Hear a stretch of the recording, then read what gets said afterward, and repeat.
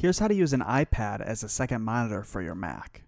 So to get started, you first need to make sure that both your Mac and your iPad meets the system requirements to use this Apple feature called Sidecar. So the requirements for it are that you use one of these Macs or iPads.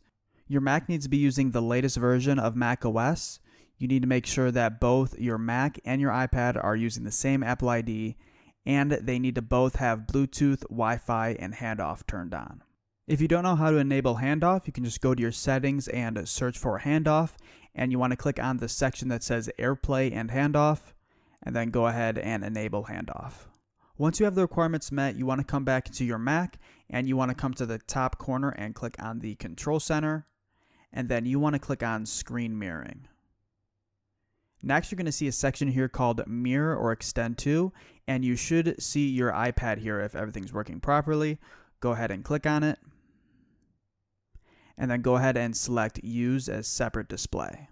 And now you should be using your iPad as your second monitor.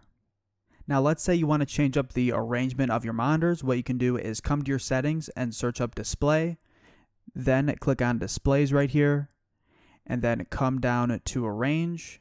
And now here you can go ahead and move where you want your displays to be. Once you're done using your iPad as your second screen, to turn it off, just come back to the Control Center and then Screen Mirroring, and then click on your iPad again.